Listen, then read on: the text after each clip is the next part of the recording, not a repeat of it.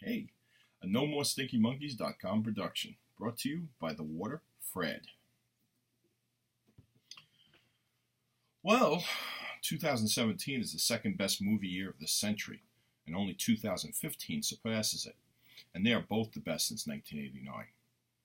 What a variety of great to good films: war movies, sci-fi, comic book films, comedies, both dark and light, and two of the most searing looks at racism and original looks ever filmed. I came up with 13 other films that just narrowly missed the cut. That makes 33 movies that stayed with me throughout the year. Some years I have trouble thinking of 10. Well, as always, we start off with the honorable mentions. Star Wars: The Last Jedi. Even with some hiccups, this is still the third or fourth best Star Wars movie ever. Phantom Thread. Daniel Day-Lewis is very good as a spoiled dressmaker to the stars, but the woman who plays his enabling sister is even better. A very Hitchcockian film. The Wedding Plan.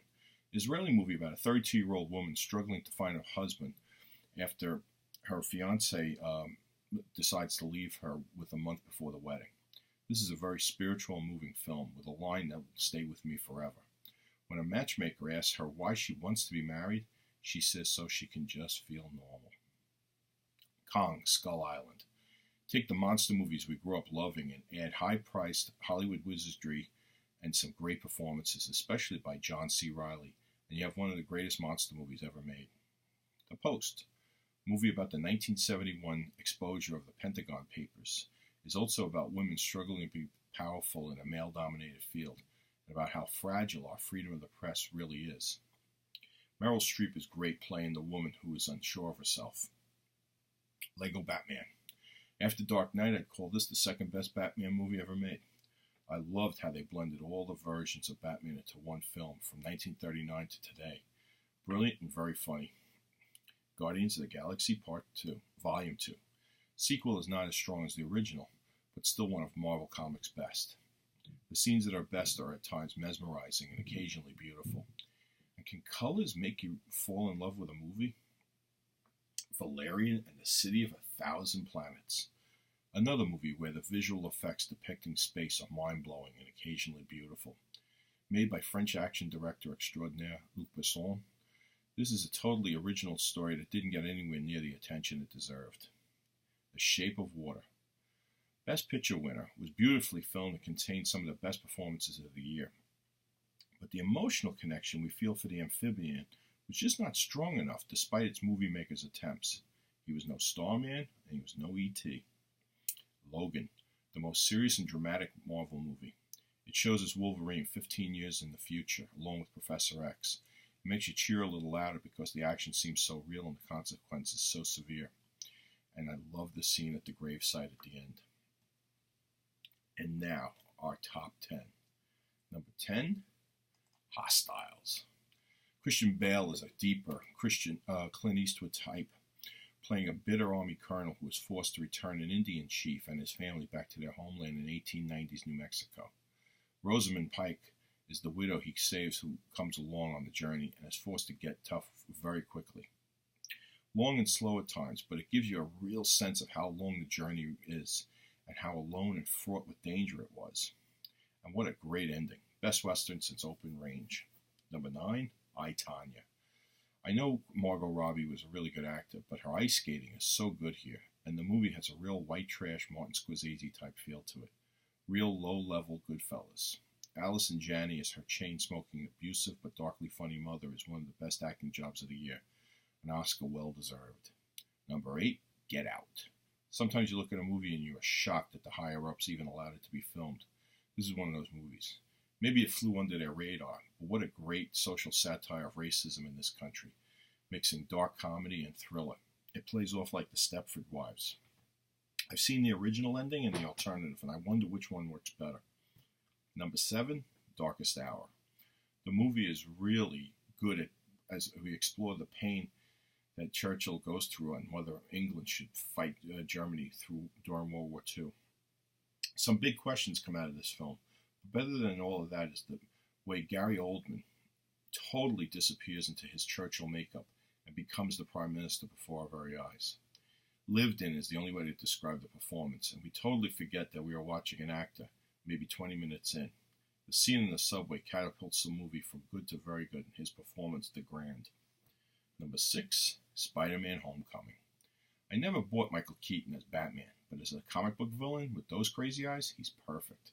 The kid playing Spidey is my favorite yet, and so is his best friend. One of the most truly fun times at the movies this year. Marissa Tomei at 52 really makes your Spidey senses come alive. Number 5, War for the Planet of the Apes. As great as this last part of the trilogy was, it didn't grab me like the original Rise. If it was a standalone movie, it would have ranked higher for me. But because I kept comparing it, it fell on my list. Plus, while I enjoyed playing the what movie inspired that scene game, being so obvious in copying loses points when you're looking for originality. Number 4, Detroit.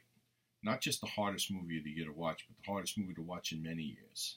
Unrelenting. The Hurt Locker's Catherine Bigelow takes us into a hotel during the height of the 1967 Detroit race riots, and has 3 racist cops torment, torture, and kill some college kids for what seems like hours. The scene takes at least an hour to play out, and unlike a horror movie, this all really happened. A criminally underseen film. Number 3, Girls Trip. There has been one genre that has suffered for almost 10 years now, and that is comedy. We got spoiled in the 2000s with Old School, Elf, 40-Year-Old Virgin, School of Rock, and The Hangover. But this decade has been one misfire after another of ordinary people doing outrageous things and failing miserably at either being believable or funny. But Girls Trip ended that slump. Hysterically funny, even when it stretched credibility like the peeing scene, but also very heartfelt and covered topics and scenarios that are not usually brought up in mainstream movies.